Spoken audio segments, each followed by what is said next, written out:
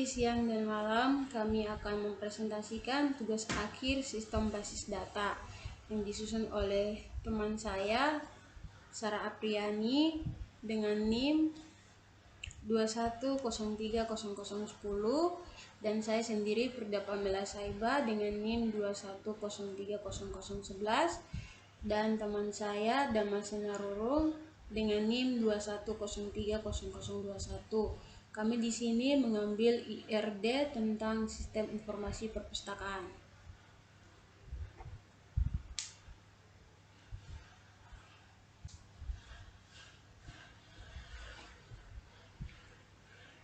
Rancangan IRD Sistem Basis Data. IRD Sistem Informasi Perpustakaan. Pada basis data ini memiliki 7 entitas, yaitu yang pertama entitas perpus, yang kedua entitas buku, yang ketiga entitas peminjaman, yang keempat entitas anggota, yang kelima entitas dosen, yang keenam entitas mahasiswa, yang ketujuh entitas petugas. Deskripsi atribut dari tiap entitas tersebut sebagai berikut. Entitas perpus memiliki atribut yang pertama atribut key ID perpus, yang kedua atribut simpel nama perpus, yang ketiga atribut komposit alamat yang dimana alamat tersebut berupa kota dan kabupaten. Entitas buku memiliki atribut yang pertama atribut key ID buku, yang kedua atribut simpel judul. Entitas peminjaman yang pertama atribut key ID anggota berupa primary key ID buku berupa origin key, yang kedua atribut simpel tanggal peminjaman, tanggal pengembalian, yang ketiga atribut multivalue denda. Entitas anggota yang pertama atribut key ID anggota, yang kedua atribut simpel nama anggota, yang ketiga atribut komposit alamat.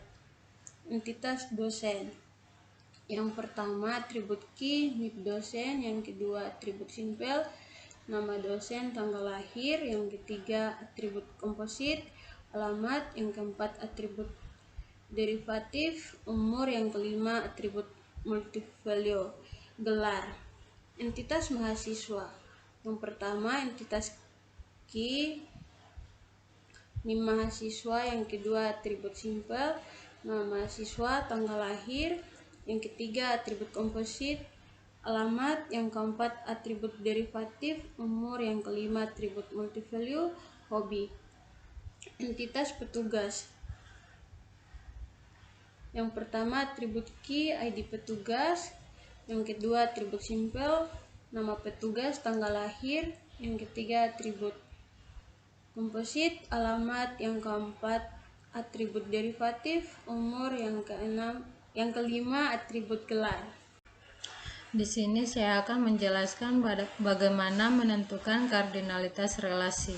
Yang pertama, kardinalitas antar entitas perpus dan buku adalah one to many karena sebuah perpus memiliki banyak buku. Yang kedua, buku merupakan relasi antar entitas buku dan peminjaman, yang mana memiliki arti bahwa buku dapat dipinjam oleh anggota berupa dosen dan mahasiswa, dan juga disimpan dalam entitas peminjaman.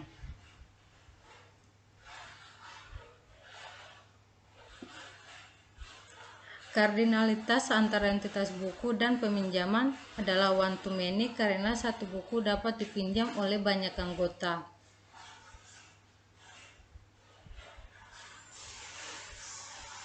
Yang ketiga, merupakan relasi antara entitas anggota dan peminjaman, di mana anggota yang melakukan peminjaman buku akan disimpan pada entitas peminjaman. Kardinalitas antara entitas anggota dan peminjaman adalah many to many, yang mana banyak anggota dapat melakukan peminjaman dalam waktu yang sama pada lebih dari satu buku.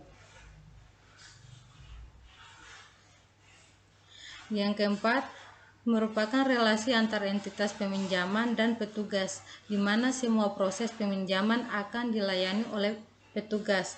Kardinalitas relasi antara entitas peminjaman dan petugas adalah many to many. Karena banyak peminjam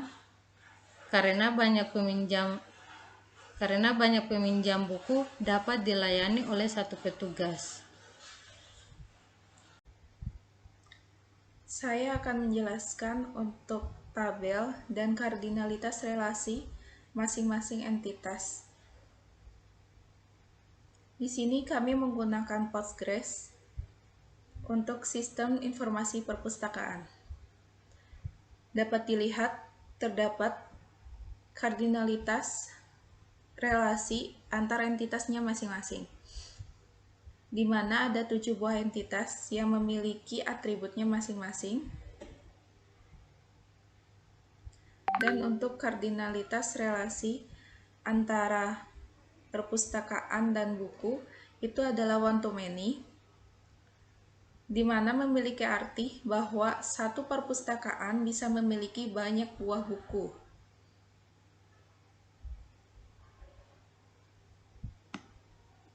Dan kardinalitas relasi yang kedua untuk buku dengan peminjaman adalah one to many, karena biasanya satu buku bisa dipinjam anggota dan disimpan di entitas peminjaman. Lalu, kardinalitas relasi peminjaman dengan anggota adalah many to many, karena biasanya banyak anggota yang meminjam satu buku. Dalam arti,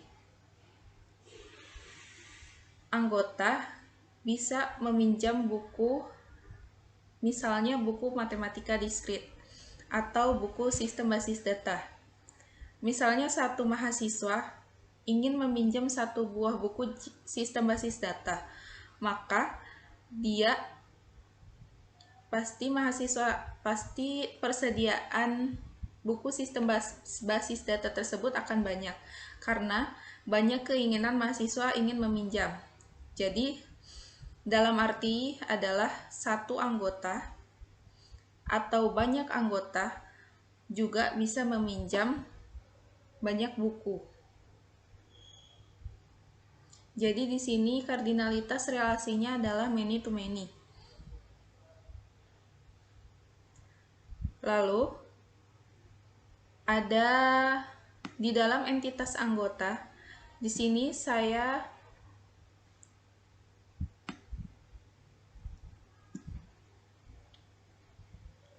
menggunakan spesialisasi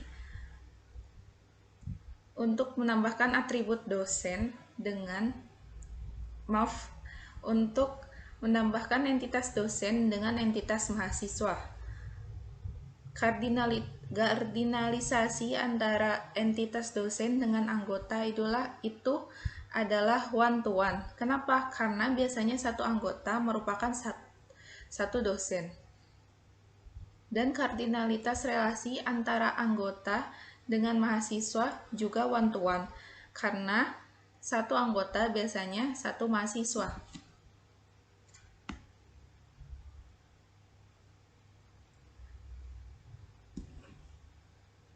Dan di sini terdapat entitas peminjaman dengan petugas.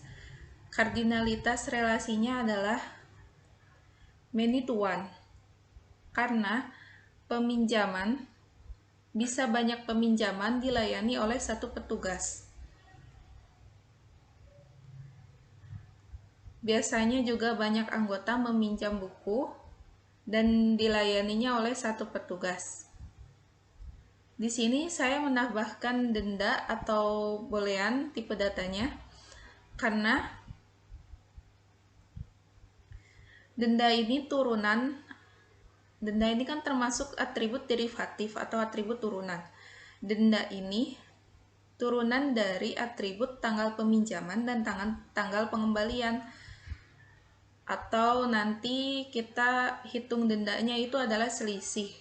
Jadi bisa dikatakan kalau peminjaman Misal kita meminjam sebuah buku. Misal saya meminjam sebuah buku sistem basis data, saya meminjam bukunya pada tanggal 5 Januari dan saya harus mengembalikan bukunya pada tanggal 10 Januari. Maka jika saya tidak telat mengembalikan buku, saya tidak akan terkena denda, akan bernilai false. Dan jika saya telat mengembalikan buku, maka nilainya adalah true. Jadi nanti perhitungannya antara atribut peminjaman dengan atribut pengembalian. Jadi dikurang, misal tanggal peminjamannya tanggal 10 dan tanggal pengembaliannya tanggal 5. Maka 10 kurang 5. Misal saya harus mengembalikan bukunya kan tanggal 10. Lalu saya telat mengembalikan 2 hari. Maka akan tercatat saya harus membayar denda per harinya adalah 1000, maka 2 kali 1000 adalah 2000. Maka nanti nilainya adalah true untuk didenda.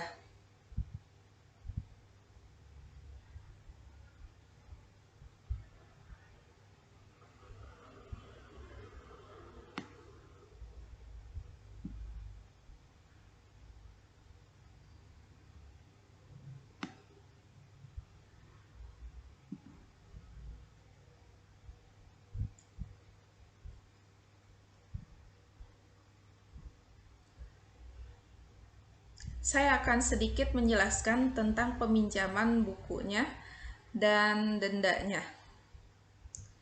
Untuk semisal saya adalah seorang mahasiswa.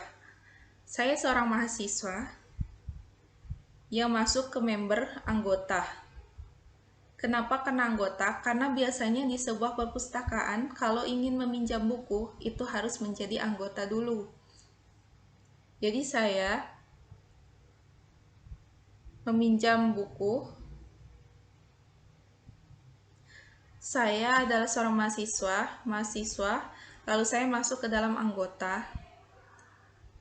Saya ingin meminjam buku, masuk di dalam peminjaman, lalu buku, saya ingin meminjam sebuah buku sistem basis data. Maka nanti peminjaman, lalu di entitas peminjaman saya harus memasukkan ID buku.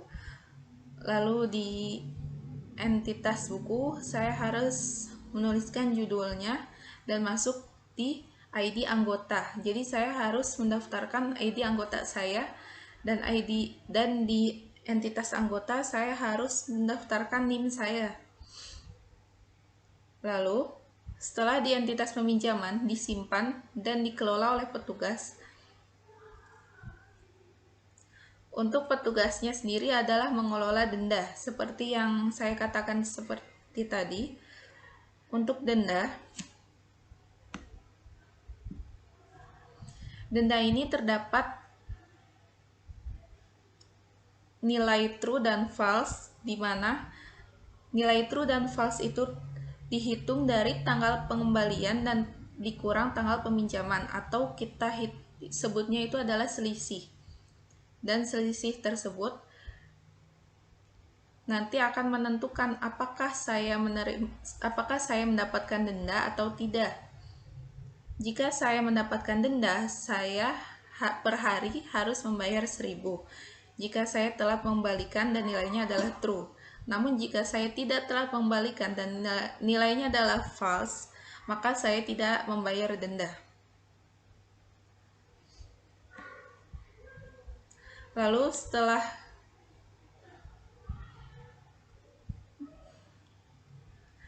itu petugasnya akan memasukkan ID petugas untuk melayani peminjaman anggota, entah itu berupa dosen ataupun mahasiswa.